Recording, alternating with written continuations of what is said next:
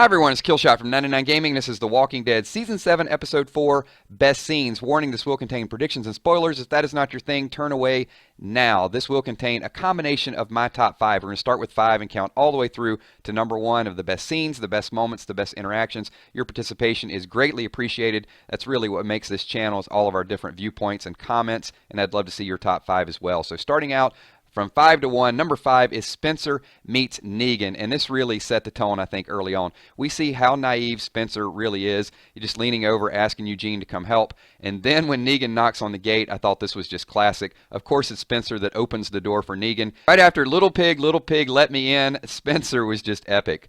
Who are you? Oh, you better be joking. Negan, Lucille, I know I had to make a pretty strong first impression. Of all the talk, of all the things that have happened, Spencer is still completely clueless. And this was a theme throughout. Negan keeps asking, who is this? Who is this? And there were multiple times it turned to Spencer. We're going to find out in a couple weeks what that means. Number 4, Daryl and Rick, Morse code. Did a video on this yesterday. If you guys have not seen that, go over and check it out. Leave your thoughts in your comments. But as soon as Michonne walks past the kitchen into the living room, we see this big sign lit up like a beacon, American Morse code. We couldn't miss it. And then in the first 10-15 minutes, it's very obvious. You can see the look on Rick's face. Daryl batting his eyes. I know some people are saying Daryl's just been beaten, his hair's in his eyes, whatever the case may be. But he's so obvious early on when Rick can make contact with him. But later on, he doesn't do it as often until Negan sort of turns his head a little bit. Some people are saying it's east. Some people are saying I east, for I am east of you.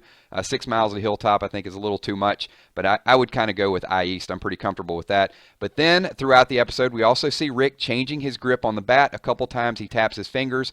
Daryl always looking down at Rick's hands. Get over and check that video out as well, too. Number 3, video of Rick. So a guy walks up and says, hey, boss, check this out. And another classic Negan line. He says, I got my fingers crossed for a little freaky deaky. And I think this shows throughout the whole episode how Negan can go from just comic relief to serious at the drop of a hat. But he did find something interesting on the video camera, Rick's man bush, as he referred to it, and he tells Rick, I would not have messed with that guy. So Rick is talking about killing and the toughness in the past, and I think this shows a little bit of how Negan supposedly has broken Rick down. Rick is not as broken down as everybody thinks he is. You can see he holds up the camera, but that's not you anymore. Nope. And while Rick is looking in the camera with that vengeance, he's continually messaging Daryl with his fingers, tapping Lucille. I'm going to caution all the viewers. You might think Rick is broken down, but I think he's holding back to protect the group. And spoiler alert, there could be some guns in that grave that we thought was dug for Maggie. Just a little FYI, leave your thoughts and comments below what you think about that. Let's move on to number 2,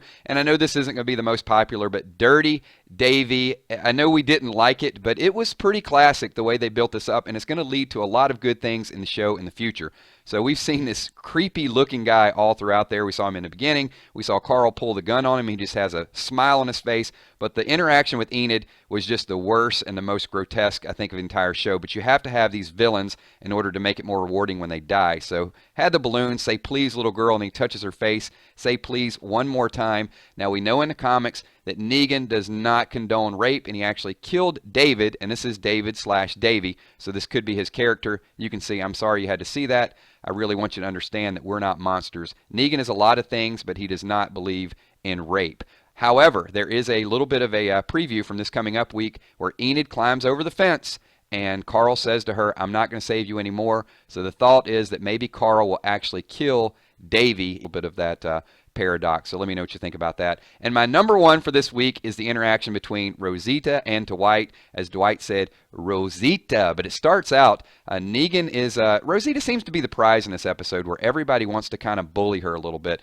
Negan does, and then she keeps that smug look on her face the entire time. Dwight takes her hat. Here you can see a little bit of the look. She's just disgusted throughout. But one thing about Rosita, you really find out her toughness. I know a lot of people in earlier videos I've done said Rosita's character is just empty, doesn't have a lot of substance. I would argue that to the 10th degree right now. I think we saw a lot of stuff out of her in this episode that we didn't think that she was capable of because she was always in the shadow of Abraham. Here you can see she pulls out the knife and did not need a gun. She just goes on a rampage, and I think it's a lot of that frustration, a lot of that built up anxiety she had. It's all coming out. So when Dwight comes back, he actually gives her the hat, says it again, Rosita, a little present for you, just mocking her.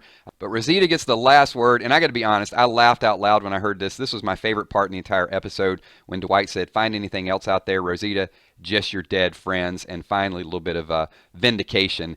But don't forget, Rosita also at the very end, and this is going to be the brand new battle cry that will be out there, is when Rosita said, "Make me a bullet." Now we know it's not the type of bullet that she had for the gun, but this also shows a little bit of that healing process between her and Eugene. In the very beginning of the episode, there was some bitterness, there was some resentment, and I think they took it full circle, brought it back to Eugene, and I'm so glad that they're going to be partners once again. So I know there's several things that I might have missed. Leave in your comments below if you got something you think would be in the top 5 that maybe I didn't add there. I know the scene between Negan and Father Gabriel was great when he said, "Oh, you creeped me out," with that collar and that freaky smile. I was going to put that in. I know it's a lot of people's favorite, but that's why we do these videos, so we can debate it, we can chat about it, and I can read your comments and respond to them. They have a live stream tomorrow night to talk more about The Walking Dead. Each of you is invited. Love to see your interaction, your participation. We'll also do predictions and spoilers. My name is Killshot. Give this video a thumbs up. Talk to y'all soon. Peace.